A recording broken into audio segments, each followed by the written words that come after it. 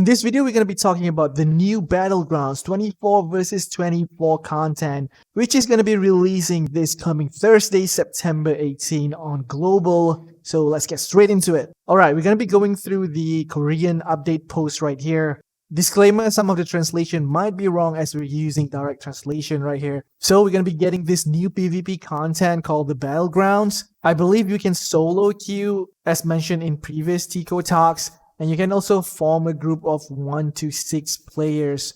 Alright, for the next point, the Battleground is only going to be available from 1800 to 1 o'clock the next day. I'm not sure whether this is real life or in-game. Hopefully it's in-game, but I'm sure a lot of people are not going to be liking this time-gated content because different people might be free at different times. Some work at night, some might be working during the day. Also, this could be on the Korean servers only because this is the Korean patch notes. On global, there might not be any time gate for this. We'll soon find out. Alright, how do you start playing these Battlegrounds? All you have to do is just go to the menu and then under content, just choose Battlegrounds. And you should be able to see the Battleground menu right here. So it says when queuing up for a Battleground, players can choose between normal or ranked mode. I believe these are the two buttons in the middle of your screen, similar to Arena. And right at the bottom, you can also see the gear score requirement, in this case, 6,000 for rank mode, and I believe it's just 5,000 for normal mode.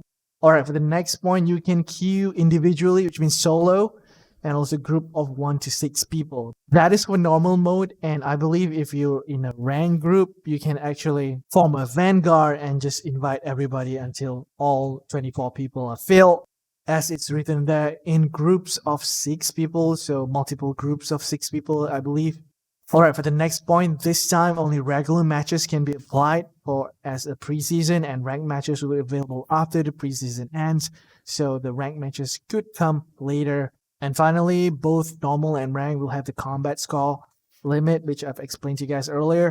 Alright, before we carry on, let's have a look at this rewards tab right here. On the left, I believe is the rune chest, and on the right, I believe is the epic tier 3 or tier 3 chest. So you can get up to 10 of them. I believe this is weekly, and you have to get 10 wins. So each win, you'll get 5 of this rune chest and 1 tier 3 chest. And you can do it 10 out of 10. And this token right on top could be referring to the arena token like we get by doing arenas. We have 800 cap limit there, which I believe to be weekly. And you can spend this arena token similarly on how you would spend your arena tokens from this arena vendors. And I think the rewards are going to be updated here with hopefully T3 gear or accessories. That would be awesome. Alright, let's carry on. It says when registering for matchmaking, you will need to choose the role that you want to play. Each role has a set of weapons that can and cannot be used. Once you have registered to a match, you will not be able to change your weapon until you complete your battleground. So I believe they're going to be locking the UI so you won't be able to change your weapons. Alright, next, in party status, only the party leader can register for a matchmaking, and the party member must choose their role. So this is pretty straightforward on the looking for group UI for this new battleground. Alright, next we're going to be talking about the ranking or ratings that you'll be matched against. So it says, once the matchmaking is complete, we will start matchmaking users with a similar skill level. And if there's no one queuing up and you reach at a certain threshold, it will try to match to the bottom tier users. I think this is going to be similar to how Arena works as well. And after queuing up, if you cancel or don't press accept, you'll be penalized. So let's talk about the penalties right here. First time, you're going to be getting 20 minutes. Restriction, not be able to queue for another battleground. 2 times, you're going to get 30 minutes timeout. 3 times, 40 minutes. 4 times, 50 minutes. And 5 times and above, I think, it's going to be 60 minutes. Once all players have accepted, they will all be teleported to the battleground so you guys can start playing.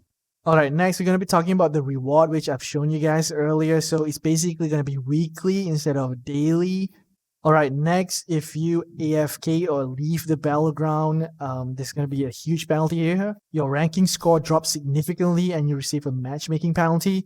Matching penalties received due to breakaway, which is AFK, or also added to number of penalties. So that is for leaving, and the next one is for vacancy, I believe to be AFK. The two penalties are still the same with an additional penalty says you will not be able to earn any rewards regardless of the team's outcome. So it's going to be strict while queuing Battlegrounds. If you leave or being AFK, then these are the penalties that you're going to get. I'm not sure about connection issues, if they're able to detect that. But just reading at the tooltip right below, it says if you go to the character selection screen after entering the battlefield, you'll be judged or counted as a leaver or AFK. So I think it's going to be really strict. So if you have connection issues, best to just stop playing Battleground for a while and continue to play later. All right, let's talk about the next one. We have the Battlefield Conquest City of Giants. So there's another mode for the Battleground, I believe. It's called Conquest. The City of Giants is a battlefield of conquest where two teams battle for 5 controlled territories. Conquest is a mode where the team with the highest score wins by reaching the target score first within the time limit, and when the time runs out, the team with the highest score wins. Golems on the battlefield can change the battle situation and can be controlled and handled by the player themselves.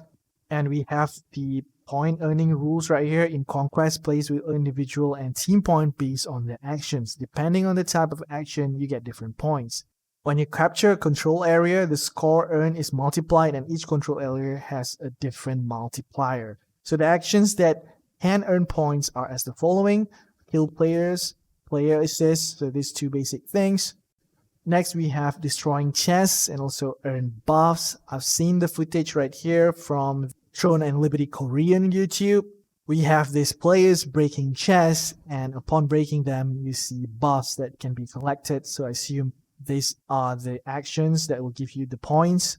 Next, we see the special transformation and also Golem transformation. From the same clip, you can see that this player is transformed into like a knight and defending the node or the flag right there. And also this is another clip where the player transforms into a golem and you can use it to attack the node or something like that. And finally, you can gain points by occupation, which means occupy the territory, or maintain control of your conquered territories. Alright, so that's basically it about the new Battlegrounds that will be coming to global this coming September 18 on Thursday. There's also new PvP content right here, the Abyssal Stone. So in front of the public dungeons that we currently have, like maybe Southwest Abyss, Burkant Manor, and all that, they're going to be adding like a stone right in front or inside this public dungeon. It says Abyssal Stones are located in the Abyssal Dungeon of each territory, and when you capture them, you can obtain controlled stone teleportation, resources, and occupational effects. I assume that will be the new buff that you're going to get while participating in this Abyssal Stone PvP. You can set a protection buff on the Abyssal Stone to temporarily protect it from being occupied by other guilds, and if you give up, you will not be able to temporarily capture the Abyssal Stone. Set control stone effects have been added. If a friendship or friendly guild is capturing a set control stone, the resource production of the control stone will increase. Alright, that is pretty interesting. So they're adding another guild versus guild content, not just in the regular GVG, but in the public dungeon or the Abyss dungeon as well. That wraps up today's video. Don't forget to hit that like and also subscribe. As always, this is your regular adventurer Kasum to help you guys out. Peace out.